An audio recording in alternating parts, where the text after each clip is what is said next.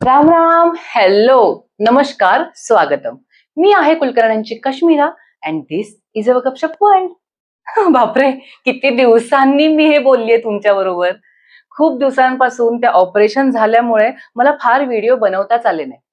पण तुमचं प्रेम कमेंट्स मधून माझ्यापर्यंत पोहोचत होतं. प्रत्येकाचा कन्सर्न होता की नक्की तुला काय झालंय, पायाला काय लागलंय. काही जणांचे मी रिप्लाय दिले, पण प्रत्येकाला रिप्लाय देणं शक्य नाही झालं. म्हटलं आपण या संदर्भात एक व्हिडिओच बनवूयात ना.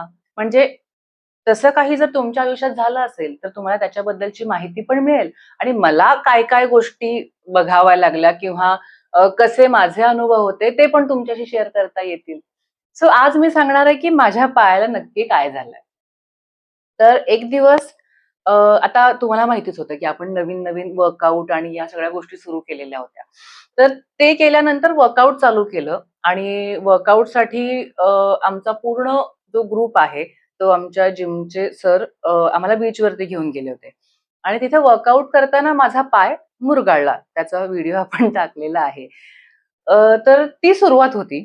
त्याच्यानंतर सेटवरती दुसऱ्या दिवशी शूट करताना मी पुन्हा एकदा पडले. त्याच पायावरती. कारण मला तेव्हा लक्षात आलं नाही, की मला डाव्या बाजूला वळताच येत नव्हतं आणि सीनमध्ये मी अशी डावीकडे वळतीये आणि बोलतीये असा सीन होता आणि वळताना मी परत जशी उभी होती तशीच परत त्या पायावर पडले. तर असं दोनदा त्या पायाला लागलं. त्यानंतर मी लगेच एम-आर-आय वगैरे स्कॅन वगैरे हे बघा तुम्हाला मी दाखवते. सगळे रिपोर्ट्स मी लगेच करून घेतले. त्या रिपोर्ट्सवरून मला असं कळलं, की एसीएल लिगामेंट टियर आहे. ठीक आहे. आता 5 प्रकारचे वेगवेगळे लिगामेंट असतात वगैरे हे सगळं आपण फार मेडिकल भागात न जाता, तर मधला जो एसीएल म्हणजे जो लिगामेंट आहे ज्याच्यावरती आपण उभे राहतो किंवा आपला पाय बॅलन्स केला जातो, तर तो अल्मोस्ट 60-70% पेक्षा जास्त कट झाला होता अल्मोस्ट दुसऱ्यांदा पडल्यानंतर सुद्धा. ते जरा जास्त हे झालं. तर म्हटलं ठीक आहे. पण आपण नेहमीच कधीही सर्जरी वगैरे सजेस्ट केली तर सेकंड ओपिनियन, थर्ड ओपिनियन घेतोच. मी सुद्धा अगदी तसंच केलं. मी 2-3 वेगवेगळ्या डॉक्टरांकडे जाऊन ओपिनियन्स घेतले, की सर्जरी करणं गरजेचं आहेच का? आणि या दरम्यान मला वाटतंय 16-17 दिवस गेले आणि हे सगळं करत असताना मी परत शूटिंग बेल्ट लावून परत शूट करतच होते.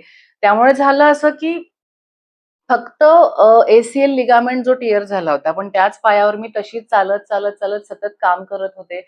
त्यामुळे मग बाकीच्या गोष्टी पण हळू डॅमेज झाल्या, जी ॲक्चुअली मला करायला नाही पाहिजे होती गोष्ट. त्यामुळे ही गोष्ट तुम्ही लक्षात ठेवा, की जर असं काही इन फ्युचर झालं किंवा व्हायला नकोच आहे, प्रार्थना हीच आहे. पण झालं किंवा तुमच्या ओळखीमध्ये कुणाला जर झालं असेल, तर त्यांना ही काळजी घ्यायला सांगा, की पाय वाकवायचा नाही, की त्याच्यावर फार वजन लगेच द्यायचं नाही. प्रॉपर डॉक्टरांशी भेटून त्यांच्याकडून तुम्ही ट्रीटमेंट प्रोसिजर समजून घ्या आणि आपल्या मनानं काही करू नका. ही माझी तिथे खरं तर चूक होती. त्याच्यानंतर मग ओपिनियन घेतल्यानंतर आपल्या पुण्यातले डॉक्टर आहेत. तिथे सर्जरी करायची ठरली. मग सर्जरी केली आणि सर्जरी करून आल्यावर मी जेव्हा अशी थोडीशी शुद्धीवर आले, तेव्हा माझ्या असं लक्षात आलं, की एवढे दिवस जो आपण मूर्खपणा केलाय, आगाऊपणा केलाय, की त्याच पायावर सतत चालत राहिले आणि पायऱ्यावर खाली चढणं वगैरे. कारण माझं जो बेडरूम आहे आपल्या सीरियलमध्ये तो वरच्या मजल्यावर आहे. तर तिथे सारखं वर खाली करणं. त्याच्यामुळे जेव्हा ऑपरेशन करण्यासाठी ओपन केलं नी मधला भाग, तर फक्त एसीएल लिगामेंट नाही, तर कार्टिलेज सुद्धा तिथे सुद्धा प्रॉब्लेम झालेला होता आणि मिडल वाला जो मेनिस्कस असतो म्हणजे आपल्या गुडघ्याची गादी, ती सुद्धा थोडीशी डॅमेज झाली होती. सो एका ऑपरेशनसाठी मी बेडवर झोपले होते, पण उठले तेव्हा 3 ऑपरेशन झालेले होते. ते माझ्या चुकीमुळे. सो ही गोष्ट मी शिकली तुम्ही पण शिका. तर त्याचे तुम्हाला मी खरं ह्याचे पण रिपोर्ट त्याचे पण तुम्हाला मी रिपोर्ट्स दाखवू शकते. म्हणजे आता मी बाकी दाखवेनच, की इथे तुम्हाला दिसत असेल, की नक्की कुठे-कुठे काय-काय झालंय. या सगळ्या गोष्टी इथे मार्क करून दिलेल्या आहेत. सो आता ते 3 ऑपरेशन झाले. पण आता देवाच्या कृपेने आणि तुमच्या सगळ्यांच्या प्रेमामुळे मी खूप लवकर रिकव्हर होतीये. आणि हां, म्हणजे औषधं वगैरे 15 दिवस 20 दिवस असतील त्या औषधांमुळे तुम्हाला दिसत असेल वजन वाढतंय, कारण हालचालच नाहीये आणि दिवसातून 3-3 वेळा औषधं आहेत, त्यामुळे खावं तर लागतंय. मग खायचं आणि बसायचं, खायचं आणि बसायचं. त्यामुळे वजन वाढतंय. बऱ्याचदा असंही वाटतं, की अरे बापरे! आता आपण काहीच काम करत नाही आहोत. म्हणजे आता आपल्याला आपण निरुपयोगी झालोय का? अशा खूप गोष्टी डोक्यात येऊन जातात. पण आपण नेहमी मोटिव्हेटेड राहायला हवं आणि याच्यामध्ये सगळ्यात मोठं मेडिसिन म्हणजे फिजिओथेरपी. सकाळ, दुपार, संध्याकाळ कंपल्सरी फिजिओथेरपी आहे. म्हणजे रोज मी शूटवरती जेव्हा तयार होते, तेव्हा मस्त छान मेकअप, साडी, दागदागिने वगैरे असतात. तर इथे पण छान मी सकाळी उठते. हे बघा, माझे दागदागिने दाखवते. हे तर कंपल्सरी दागिना होता सुरुवातीचे काही दिवस. हा एक नवीन जरा सगळ्यात महागातला दागिना आहे हा. हा एक नवीन दागिना पायाला आलेला आहे. बाकी फिजिओथेरपीसाठी लागणारे हे बघा हे आहे, रोल आहे किंवा या सगळ्या गोष्टी आहेत. तर सध्या असे रंगीबिरंगी दागिने आयुष्यात आलेले आहेत. सो फक्त प्रकार थोडासा बदललाय. बाकी काही नाही. इथेही नटणं-मुरडणं चाललंय. दागिने आहेत. त्या दागिन्यांचा सकाळ, दुपार, संध्याकाळ वापर करणं चाललंय. तिथे छान एसीमध्ये बसून शूटिंग करायचो आणि इथे सकाळ, दुपार, संध्याकाळ 4 वेळा त्याला बर्फाने शेक द्यावा लागतो. सो तशा पद्धतीने गार करणं. सो बेसिकली फिजिओथेरपी तुम्ही जेवढी कराल, तेवढ्या लवकर तुम्ही चांगले रिकव्हर व्हाल आणि देवाच्या कृपेने मला खूप चांगले फिजिओथेरपिस्ट आणि डॉक्टर्स मिळाले.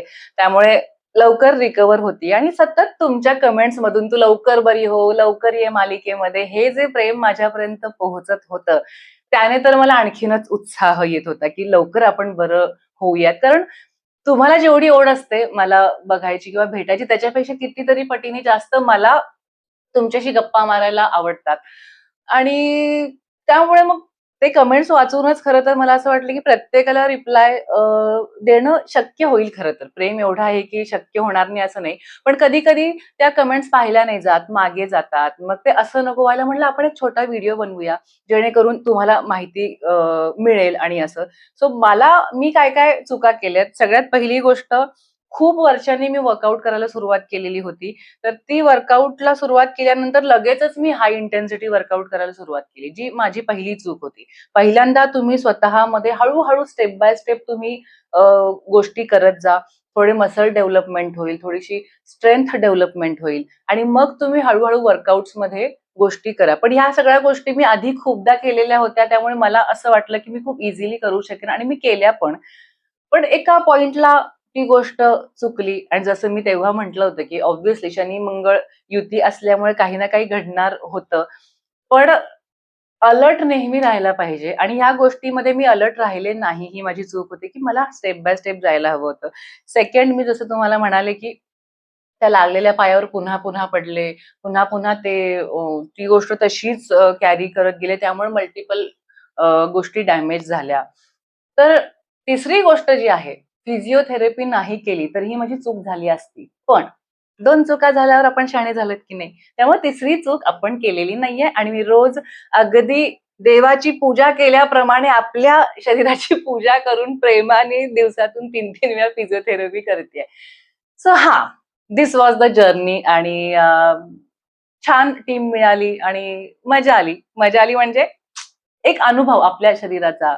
आपण एकटे असताना आपण काय-काय करतो आणि काय नाही.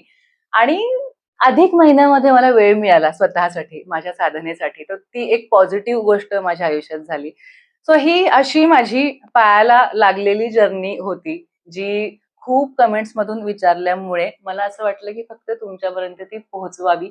म्हणून हा व्हिडिओ आपण केलेला आहे. आणि आता तुम्हाला दिसतंय, की मी बसू शकतेय, छान गप्पा मारू शकतेय. त्यामुळे आता लवकरच पुढचे सगळे व्हिडिओज आपले चालू होतील, जे एवढे दिवस बंद होते. त्यामुळे ते सगळे व्हिडिओज बघण्यासाठी आपल्या चॅनलला लाईक, शेअर आणि सबस्क्राईब करायला विसरू नका. कारण अहो आता वारी येतेय, आता चातुर्मास येतोय, खूप गोष्टी येतायत आणि आपल्याला त्या मिस करायच्या नाहीयेत. त्याच्याशिवाय अजून सीरीज खूप सस्पेन्स मजेदार गोष्टी तुमच्यासाठी आम्ही प्लॅन केलेल्या आहेत. So stay tune. Bye. Thank you.